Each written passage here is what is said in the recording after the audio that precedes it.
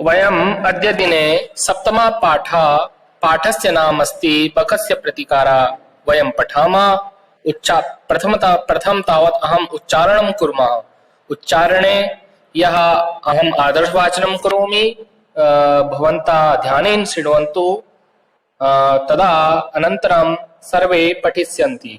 ठीक है, पहले मैं आदर्श वाचन करूंगा, उसके बाद आप सभी मेरे साथ पढ़ेंगे। ठीक है। बकस्य प्रतिकारा इति पाठम् अस्ति। एकस्मिन् वने शृगालः बका निवसता स्म। तयोः मित्रता आसीत्। एकदा प्रातः शृगालः बकम् अवदत्, मित्र स्व त्वं मया सह भोजनं कुरु। शृगालस्य निमन्त्रणेन बका प्रसन्ना अभवत्। अग्रिमे दिने सा भोजनाय शृगालस्य निवासम् आगच्छत्। कुटिल स्वभावः शृगालः स्थाल्यां बकाय क्षीरोदनम् अयच्छत्। बकम् अवदत् च, मित्र अस्मिन् पात्रे आवाम् अधुना सहैव खादावः। भोजनकाले बकस्य चञ्चुः स्थालिता भोजनग्रहणे समर्था न अभवत्, अतः बका केवलं क्षीरोदनम् अपश्यत्। शृगालः तु सर्वं क्षीरोदनम् अभक्षयत्। शृगालेन वञ्चिता बका अचिन्त्यत्, यथा अनेन मया सह व्यवहारः कृतः तथा अहम् अपि तेन सह व्यवहरिष्यामि। एवं चिन्तयित्वा सः शृगालम् अवदत्, मित्र त्वम् अपि श्वः सायं मया सह भोजनं करिष्यसि। बकस्य निमन्त्रणेन शृगालः प्रसन्ना अभवत्। यदा शृगालः सायं बकस्य निवासं भोजनाय अगच्छत्, तदा बका संकीर्णमुखे कलशे क्षीरोदनम् अयच्छत्। शृगालं च अवदत्, मित्र आवाम् अस्मिन् पात्रे सहैव भोजनं कुर्वः। बका कलशात् चञ्च्वा क्षीरोदनम् अखादत्, परन्तु शृगालस्य मुखं कलशे न प्राविशत्, अतः बकः सर्वं क्षीरोदनम् अखादत्। शृगालः च केवलम् ईर्ष्यया अपश्यत्। शृगालः बकं प्रति यादृशं व्यवहारम् अकरोत्, बका अपि शृगालं प्रति तादृशं व्यवहारं कृत्वा प्रतिकारम् अकरोत्। उक्तमपि आत्मदुर्व्यवहारस्य फलं भवति दुःखदं, तस्मात् सद् व्यवहर्तव्यं मानवेन सुखैषिणा। ठीक है, तो ये पाठ है, इसको हम पढ़ते हैं।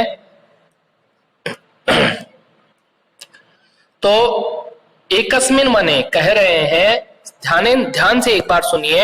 एकस्मिन् वने शृगालः बका च निवसता स्म। एक वन में शृगाला, यानी शृगाल कहते हैं किसको कहते हैं शृगाल? यहाँ पे लिखा है सियार। ठीक है, सियार को। तो एकस्मिन् वने शृगाला बका यानी एकस्मिन् वने, एक वन में शृगाला बका च निवसता स्म। सियार और बगुला दोनों रहते थे। तो यो मित्रता आसीत, उन दोनों की परस्पर एक दूसरे के साथ मित्रता थी।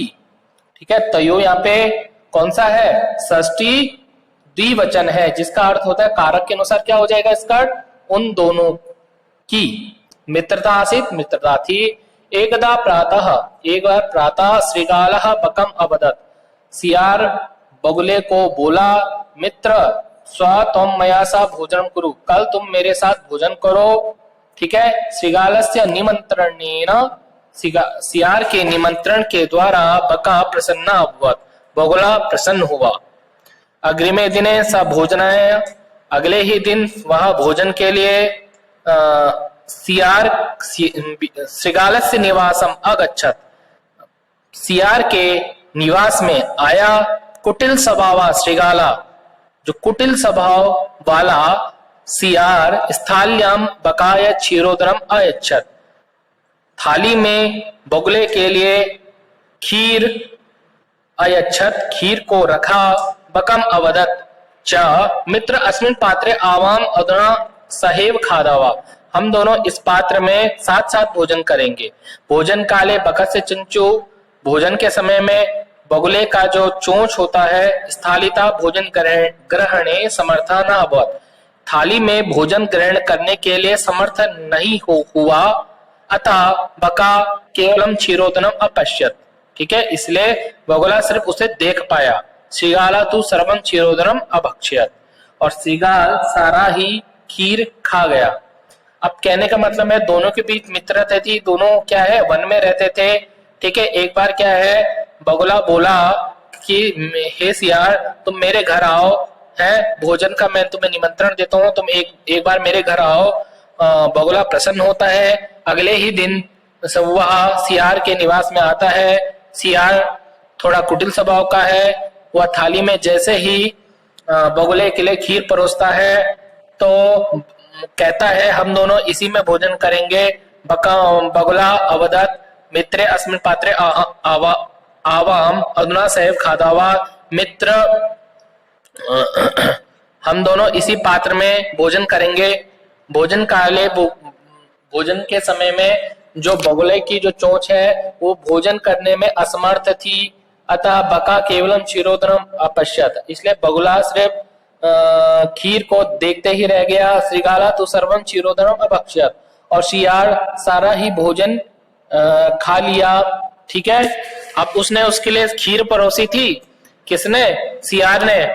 ठीक है। मगर जो बगुला था वो खीर को खाने में असमर्थ था, इसलिए वो सारी खीर चट कर गया। कौन? सियार। आगे चलते हैं, क्या कह रहे हैं कि श्रीगालेन वंचिता बका अचिंत्यत, यानी सियार के द्वारा ठगा गया